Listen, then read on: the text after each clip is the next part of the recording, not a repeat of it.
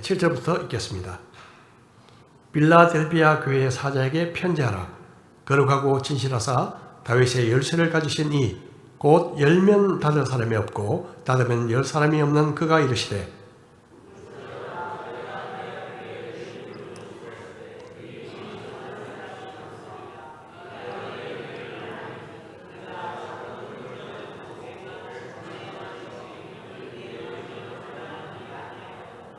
보라, 사탄의 회당 곧 자칭 유대인이라 하나 그렇지 아니하고 거짓말하는 자들 중에서 몇철 내게 주어 그들로 와서 내 발 앞에 절하게 하고 내가 너를 사랑하는 줄을 알게 하리라.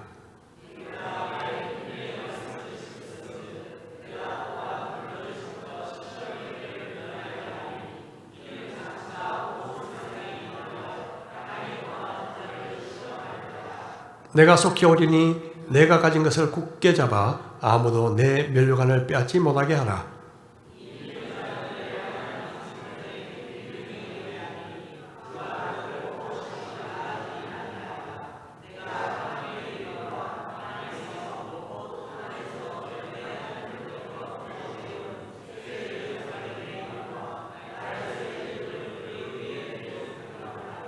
함께 읽겠습니다. 귀 있는 자는 성령이 교회들에게 하시는 말씀을 들을지어다. 아멘. 잠시 기도하시겠습니다. 오늘도 우리에게 원하시는 교회가 어떤 모습인지를 말씀하여 주옵소서. 성령님께서 눈을 열어주셔서 깨닫게 하시고 말씀에 우리 모두 마음을 열고 순종케 하소서. 오직 주님의 마음이 이 시간 성령님으로 말미암아 온전히 전해지기를 원하오며 예수님의 이름으로 기도드립니다. 아멘. 지난주까지 5교회를 저희들이 탐방했습니다. 오늘은 빌라델비아 교회입니다. 세상에 완전한 교회는 없겠지만 그래도 오늘 나눌 이 빌라델비아 교회는 현대를 살아가는 우리에게 가장 모델이 될 수 있는 그런 교회 중에 하나가 아닌가 싶습니다. 지금으로부터 약 1900여 년 전 7교회가 있었던 수아시아 지역은 로마 제국의 속주였습니다. 로마 제국 아래에 사는 사람들은 당연히 로마 세계의 문화와 관습에 적극 동참하도록 요구를 받았습니다. 이 가운데서 그리스도인들은 어떻게 살아가야 했을까요? 그들이 직면한 심각한 어려움은 헬레니즘이 혼합된 우상 숭배였는데 그중 가장 큰 도전은 바로 황제 숭배였습니다. 로마 제국에 있어서 황제 숭배는 처음에 가이사, 즉 시저와 그의 양아들이었던 아구스투스, 로마 초대 황제였죠. 그가 죽은 후에 그들을 신격화하는 데서부터 시작됐지만 점차 살아있는 황제를 숭배하기 시작했습니다. 특별히 도미티안 황제는 자신이 현존하는 신으로 인정받기를 원했습니다. 황제 숭배를 받아들일 수 없었던 그리스도인들에게는 이것이 얼마나 큰 위협이었겠습니까? 두 번째 그리스도인들이 직면한 큰 도전은 바로 길드라고 부르는 상인 조합이었습니다. 사실 모든 경제 활동의 중심이 되는 이 상인 조합의 회원이 될 수 없다는 것은 경제 활동에서 밀려나 하층민으로 전락하게 되고 생계에 위협을 받게 된다는 것을 의미했습니다. 그렇다면 왜 그리스도인들은 상인조합에 가입할 수 없었을까요? 지난번에도 몇 번 말씀드렸지만 그 조합에서는 황제 숭배가 당연시되었고 또 조합이 주최하는 축제에 바로 성적인 타락이 만연했기 때문이었습니다. 예수님을 믿는 신앙 때문에 길드에 가입하지 못하고 사회 주류에서 밀려나서 무시당하고 따돌림 받으며 하층민으로 살아가야 한다는 사실은 그들에게 엄청난 시련일 수밖에 없었습니다. 세 번째로 그들에게 또 다른 큰 문제가 있었습니다. 그것은 바로 유대인과의 갈등이었습니다. 유대인과의 갈등. 이 빌라델비아에는 유대인 회당이 번창했는데 그리스도인들이 모이는 교회와 유대인들이 모이는 회당은 것으로 쓰길 수가 없었습니다. 당시 로마 당국은 특별히 유대인들에게만 로마 신들을 숭배하지 않아도 된다. 그리스도 로마의 종교에 참여하지도 않아도 되는 그런 자유를 부여했습니다. 이런 자유를 부여한 것은 유대교의 독특성을 인정한 면도 있지만 특별히 유대인들이 로마에 낸 세금이 큰 몫을 했습니다. 처음에 로마 당국은 기독교가 유대교의 일종이다 그렇게 생각했습니다. 하지만 유대인들은 기독교를 적대시했고 또 사회악으로 비난하며 적극적으로 로마 당국에 고소하고 고발하고 핍박했습니다. 더구나 네로 황제 때 일어난 로마시의 대화재 사건에서 기독교인들이 희생양이 되면서 본격적으로 기독교 박해에 서막이 올랐습니다. 결국 기독교인들은 그들을 적대시하는 바로 두 세계, 로마 세계와 유대 세계, 바로 그 사이에 끼어서 살아가야만 했던 것입니다. 오늘날과는 비교할 수 없는 그런 아주 심각한 어려움 가운데 유대인들은 살아가야 했습니다. 그럼 이 빌라델비아는 과연 어떤 곳이었을까요? 빌라델비아는 헬라어로 사랑이라는 뜻의 필로스와 형제라는 뜻의 아델포스의 합성어입니다.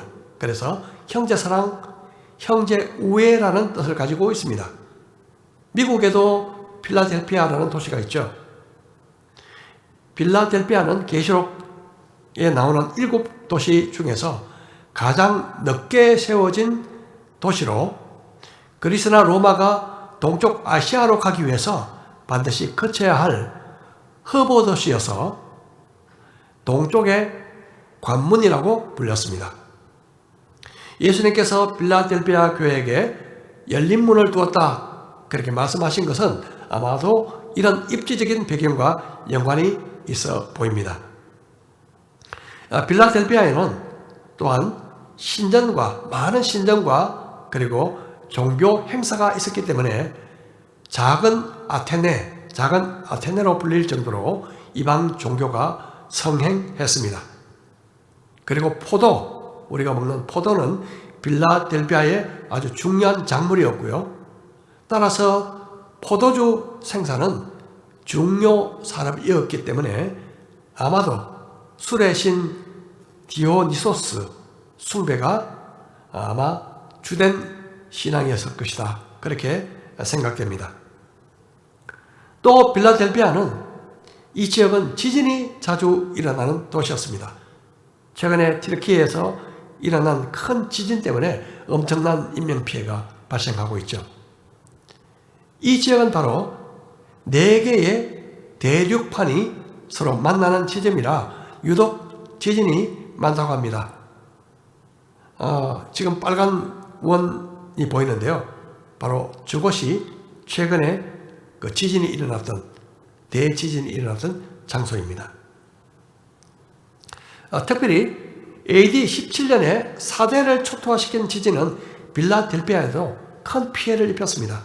필라델피아는 가까스로 완전 파괴는 모면했지만 진앙지 가까운 곳에 있었기 때문에 그 후로도 크고 작은 여진에 시달려야 했습니다. 그리고 주민들을 공포로 몰아갔죠. 여진이 발생하면 주민들은 그 도시를 떠나서 잠깐 이웃 도시로 피난하고 멈추면 다시 돌아오고 하는 이런 일상이 반복되었습니다. 사진은 튀르키예에서 박무열 선교사가 보내온 그런 사진입니다. 보통 지진 후에도 유일하게 남아 있을 가능성이 높은 부분은 무엇일까요? 바로 기둥입니다. 기둥은 영구성, 안녕성을 상징합니다.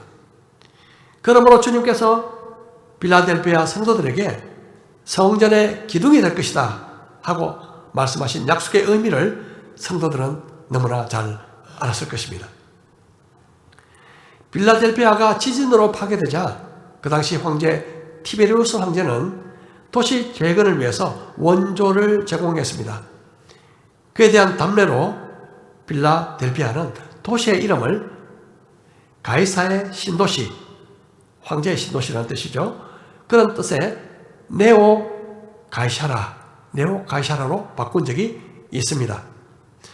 그래서 성도들은 아마도 예수님으로부터 새 이름을 받는다라는 그 뜻도 알고 있었을 것입니다. 그런데 특별히 그곳에는 그리스도인들을 지독하게 적대시하고 핍박했던 유대인의 회당이 있었는데 주님은 그곳을 사탄의 회당이다 그렇게 칭하셨습니다. 자, 이런 배경을 염두에 두고 필라델피아 교회에게 주신 예수님의 말씀을 살펴보도록 하겠습니다. 예수님께서는 요한계시록 2장 3장에서 나오는 7교회에게 각각 칭찬과 책망을 함께 이렇게 하셨는데 책망을 하나도 받지 않는 교회가 딱 2교회가 있었습니다. 첫 번째는 지난번에 했던 스무나 교회였고 두 번째는 바로 오늘 나눌 필라델피아 교회입니다. 스무나 교회는 예수님의 이름 때문에 극심한 박해를 받았던 그런 교회였죠. 그럼 필라델피아 교회는 어떻게 칭찬만 받게 되었을까요? 말씀을 한번 보겠습니다. 필라델피아 교회의 사자에게 편지하라. 3장 7절 올려주시기 바랍니다. 거룩하고 진실하사 다윗의 열쇠를 가지신 이 곧 열면 닫을 사람이 없고 닫으면 열 사람이 없는 그가 이르시되, 예수님은 먼저 자신을 거룩하고 진실한 이 다윗의 열쇠를 가진 이라고 말씀하고 있습니다. 거룩하고 진실하신 분은 오직 하나님이십니다. 예수님이 하나님과 동등된 분이심을 이 말씀을 통해서도 우리는 알 수 있습니다. 다윗의 열쇠에 대해서는 이사야서 22장 23절에서 언급됩니다. 내가 또 다윗의 집의 열쇠를 그의 어깨에 두리니 그가 열면 닫을 자가 없겠고 닫으면 열 자가 없으리라. 그의 어깨에 두리니 그는 당시 엘리아김이라는 이름을 가진 신하를 말하는데 그는 유대 히스기야 왕의 충신이었습니다. 다윗의 집 열쇠는 왕의 열쇠고 열쇠는 권세의 상징입니다. 엘리야김은 히스기야 왕의 열쇠를 맡은 자 그런 뜻이죠. 이 엘리야김은요 오늘날 대통령 비서실장과 같은 그런 직책을 가지고 있었습니다. 대통령을 아무 때나 아무나 만날 수 없죠. 꼭 비서실장을 통해서 약속을 잡아야 가능합니다. 마찬가지로 엘리야김을 통해서 히스기야를 만날 수 있었다는 거죠. 이처럼 우리는 오직 예수 그리스도를 통해서만 하나님 앞으로 나아가는 것이 허락됩니다. 예수님은 다윗의 열쇠를 가지신 분이십니다. 예수님 외에 그런 권세를 가진 사람은 아무도 없습니다.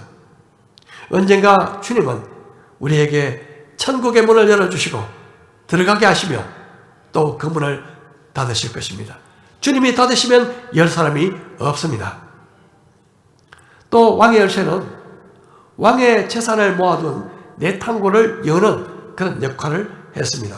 그 안에는 왕이 소유한 값진 그런 부하들이 있었습니다. 주님은 하늘나라 보고의 열쇠를 가지신 분이십니다. 그런데 우리가 그 열쇠를 가지신 주님께 구하지 않기 때문에 얻지 못하는 것이 얼마나 많을까요? 겸손히 하나님 앞에 구하는 자에게 주님은 하늘나라 영적 보고의 문을 열어주실 줄 믿습니다. 예수님께 열어달라고 기도하십시다. 구하십시다. 하늘나라 창고에 간직된 모든 신령한 복을 우리가 누릴 수 있도록 예수님의 이름으로 날마다 은혜 보좌 앞에 나가는 우리 성도들 되시기를 주님의 이름으로 축복합니다. 너희가 얻지 못하면 구하지 아니하기 때문이라고 말씀하고 있습니다. 언젠가 우리가 하늘나라에 가면 하늘나라 창고 속에 뜯지 않은 채 포장 그대로 나를 위해 준비된 선물들이 잔뜩 쌓여 있는 것을 볼지도 모르겠습니다. 제 상상입니다. 내게 하나님께서 하나님 앞에 내가 구하지 않았기 때문에 받지 못한 선물들이 아마도 쌓여 있을지 모르겠습니다. 저는 이런 의문을 가진 적이 있습니다. 그냥 주시면 되지. 왜 하나님은 꼭 기도하라고 하실까? 가까운 예로 기도 안 해도 일만 열심히 하면 먹을 것이 생기는데 왜 일용할 양식을 달라고 기도하라고 하실까? 옛날 구소련 시절 동구권에서 어린 초등학생들에게 무신론을 가르치기 위해서 이렇게 했답니다. 교사가 사탕을 숨겨두고 자, 아이들 보고 눈을 감아라. 그리고 이렇게 기도해라. 하나님 사탕을 주세요. 그리고 눈을 뜨게 합니다. 당연히 사탕이 없죠. 그 다음에는 눈을 다시 감아라. 공산당에게 기도해라. 사탕을 주십시오. 그리고 눈을 뜨게 한 후 사탕을 하나씩 나눠줍니다. 그 봐라. 하나님 없지. 이 모든 것을 공산당이 다 주는 거야. 이렇게 가르쳤다고 합니다. 사실 그렇게 거짓말해도 하나님이 주시지 않은 것은 하나도 없죠. 그거 사탕조차도. 먹을 것도 주시고 먹을 건강도 주시는 분은 하나님이십니다. 하나님이 주시지 않으시면 우리는 아무것도 받을 수 없습니다. 우리는 일용할 양식을 구하는 기도를 통해서 가장 작은 일부터 하나님을 의지합니다.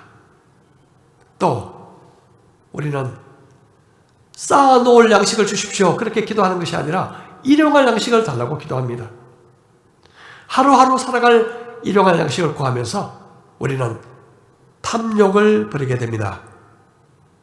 나에게 주십시오가 아니라 우리에게 주십시오라는 기도를 통해서 양식이 없는 이웃을 돌아보게 합니다. 결국 일용할 양식을 구하는 기도는 우리가 매일 순간 하나님 없이는 살아갈 수 없으며 하나님을 하나님으로 인정하고 고백하는 그런 믿음의 고백이 담겨 있다고 볼 수 있습니다. 다윗의 집에 열쇠를 가지신 그 주님은 이제 빌라델비아 교회를 칭찬하고 계십니다. 볼지어다 내가 내 앞에 열린 문을 두었으되 능히 닫을 사람이 없으리라. 내가 내 행위를 아노니 내가 작은 능력을 가지고서도 내 말을 지키며 내 이름을 배반하지 아니하였도다. 열린 문이 어떤 문일까요? 어떤 분들은 구원의 문이다 그렇게 말하시는 분도 있습니다만은 사도행전에 보면 이 열린 문이란 전도와 선교와 연관이 되고 있음을 보게 됩니다. 전도와 선교는 보통 혼용해서 사용되는 말이지만 관례적으로 동일한 문화권에서 복음 사역을 하는 것을 전도, 그리고 타 문화권에서 복음 사역을 하는 것을 선교라고 부르는 경향이 있습니다. 우리 사도행전 14장 27절 보겠습니다. 그들이 이르되 교회를 모아 하나님이 함께 행하신 모든 일과 이방인들에게 믿음의 문을 여신 것을 보고하고. 자, 골로새서 보겠습니다. 또한 우리를 위하여 기도하되 하나님이 전도할 문을 우리에게 열어주사 그리스도의 비밀을 말하게 하시기를 구하라. 내가 이 일 때문에 매임을 당하였노라. 혹시 사춘기에 접어든 자녀들이 반항할 때 우리 함께 또 말다툼 하게 되죠. 그런데 갑자기 그 아이가 자기 방에 들어가서 문을 콱 잠그고 열쇠를 딱 잠궈버릴 때 여러분 어떻게 하십니까? 웬만하면 스스로 문을 열 때까지 참고 기다려주죠. 제가 아는 분은 아들과 말다툼을 하다가 아들이 방에 들어가서 문을 잠가버리니 참지 못하고 망치를 가져가서 손잡이를 깨버리고 들어갔다. 그런 이야기를 하더군요. 들어가서 그 망치가 어떤 용도로 사용됐는지는 제가 잘 모르겠습니다. 닫힌 문을 억지로 열고 들어가면 부작용이 생기죠. 기다리든지 아니면 다른 열린 문을 찾든지 그것이 정상일 것입니다.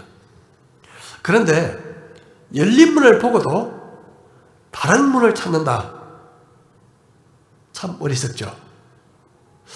저희들이 종종 이런 어리석음을 범할 때가 있는 것 같습니다. 이런 실수를 종종 범하죠. 열린 문이 있는데도 다른 문을 찾는.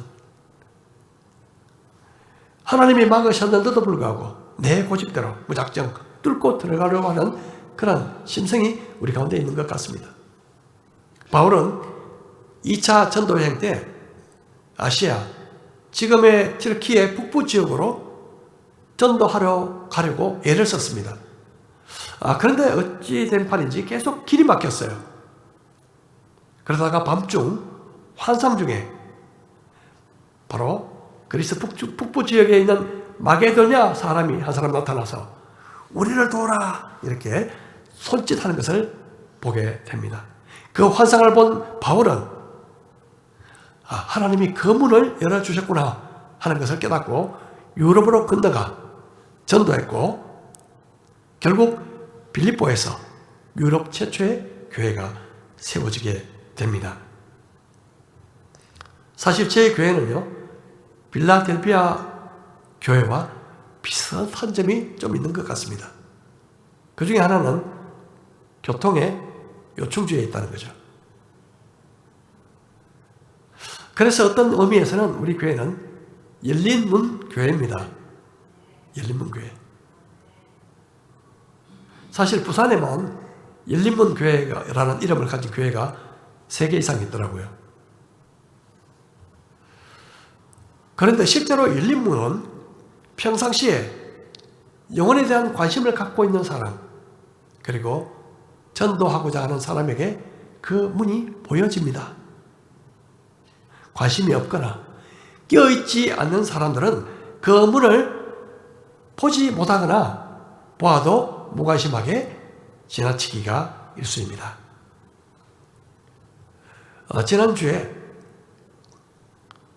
우리 교회 한 형제님 가족의 상가에 간 적이 있습니다. 그런데 그 형제님에게 2 자녀가 있는데요. 아들, 딸이 있는데 평상시 그들을 위해서 기도하면서 말씀을 전할 기회가 없어서 참 아쉽다. 기도할 때마다 그런 생각이 들었습니다. 만날 수 있는 기회가 없었기 때문에 그렇죠. 그런데 마침 그날 상가집에서 그 둘을 만났습니다. 이런저런 이야기를 하다가 신앙에 대해서 이야기할 기회가 생겼습니다. 그 순간 저는 제 마음속에 하나님이 주신 응답이다. 그런 감사하는 마음이 들었죠. 우리에게 열린 문은 과연 어디일까요? 열린 문은 과연 어디에 있을까요?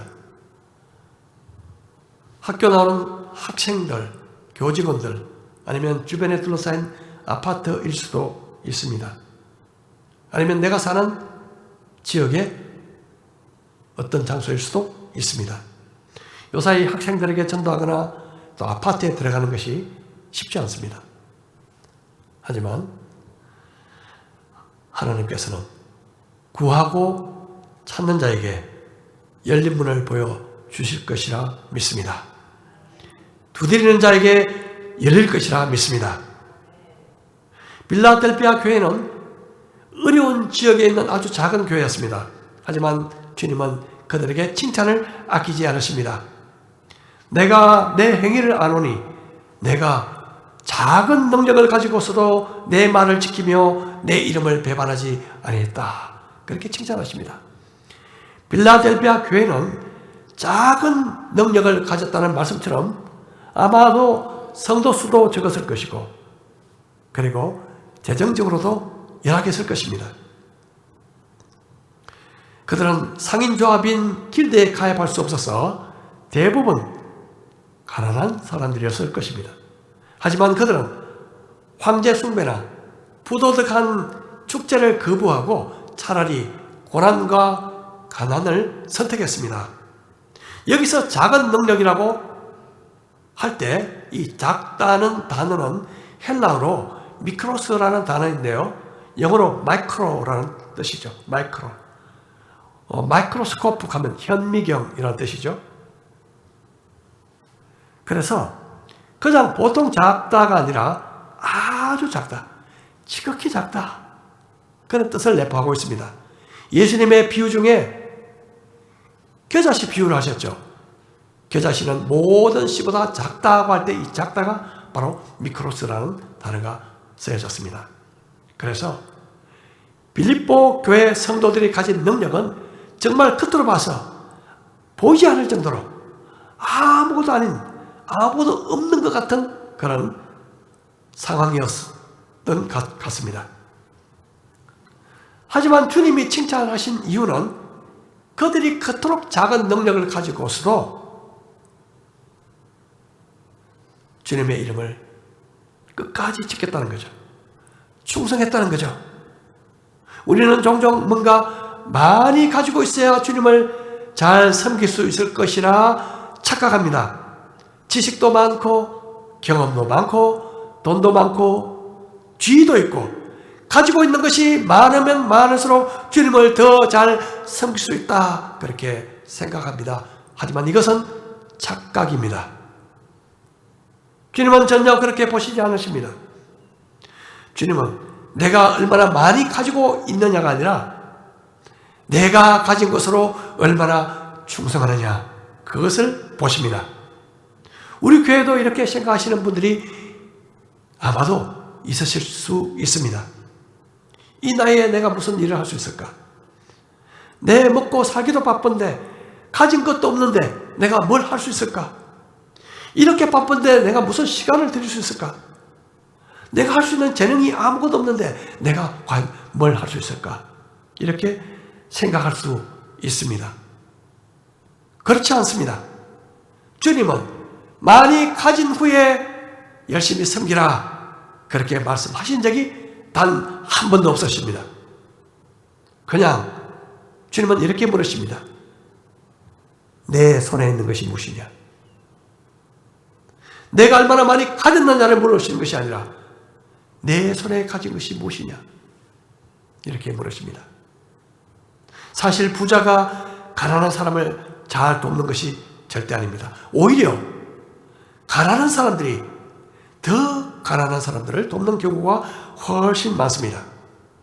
주님은 얼마나 우리가 많은 능력을 가지고 있느냐를 보시지 않으시고 우리의 작은 능력으로 얼마나 충성하느냐를 보십니다. 다음 주에 저희들이 교회에서 1인 1사역 봉사 신청을 받고자 합니다. 먼저 교회에서 할 수 있는 일들을 소개해 드리고요, 봉사표를 나누어 드려서 내가 할 수 있는 한 가지 일, 작은 한 가지 일이라도 선택하고 지원할 수 있도록 할 예정입니다. 비록 작은 일이라 할지라도 주님 앞에서 마음을 다해 신실하게 감당함으로 작은 능력에 큰 충성으로 칭찬받는 저와 여러분 되시기를 축복합니다.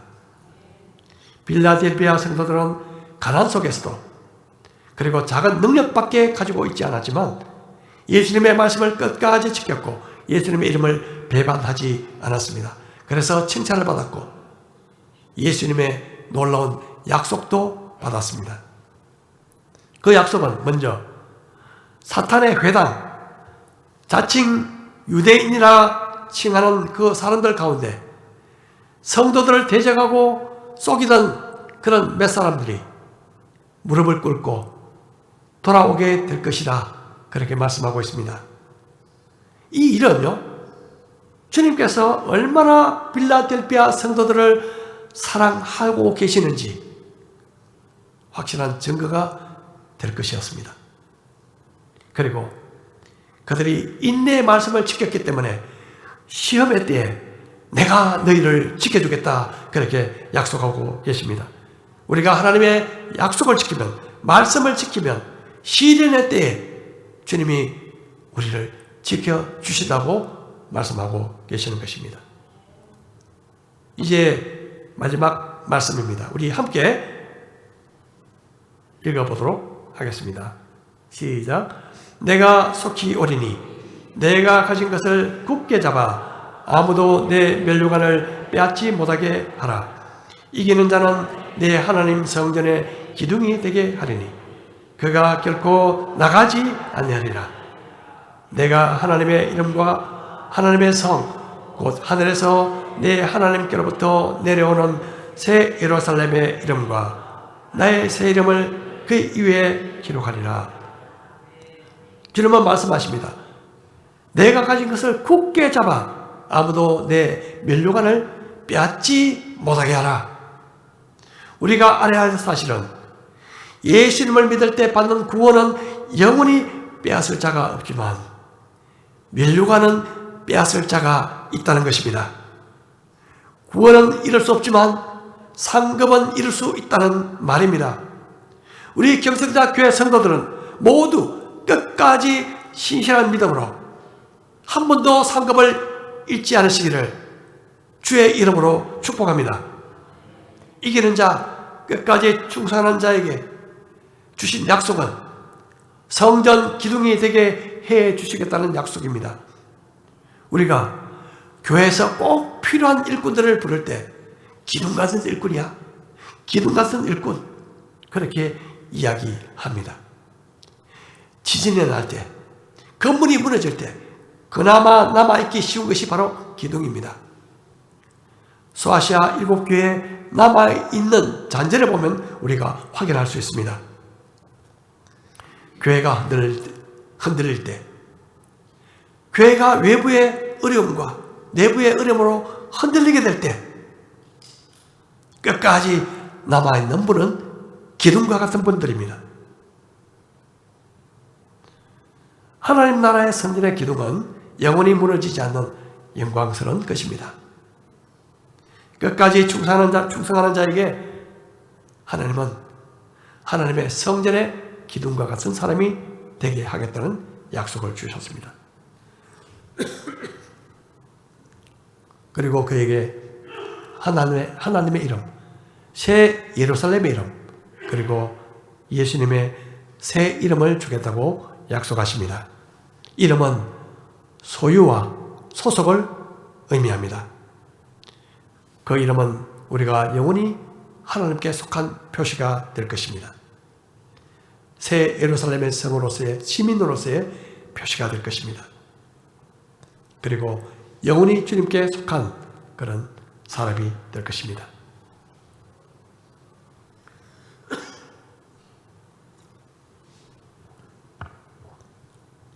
빌라델비아 교회는 열린 문을 기회로 전도하는 교회였습니다. 그리고 작은 능력으로 큰 충성을 드린 교회였습니다.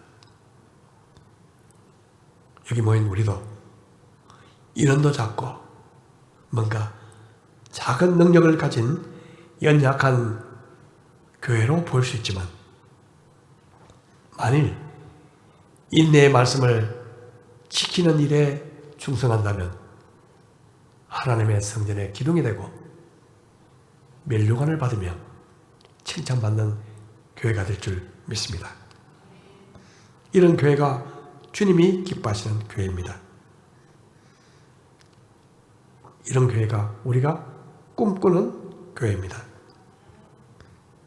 올 한 해 동안 우리 모두 이런 교회로 세워나가기를 기도하며 함께 마음을 모을 수 있기를 주의 이름으로 축복합니다. 우리 함께 기도하시겠습니다. 비록 연약하고 가진 것 없고 사람들 보기에 별 볼 일 없고 아무 능력이 없는 것 같아도 주님의 말씀을 끝까지 흔들리지 않고 지키는 자에게 하나님은 성전의 기둥이 되게 하겠다 약속하십니다. 이 한 해 동안 주님, 비록 연약하고 가진 것 없고 능력 부족하지만 제게 말씀하시는 것 끝까지 주님 오시는 그날까지 말씀 붙들고 말씀 지키며 가겠습니다. 이 시간 우리 마음을 모두 함께 기도하십시다.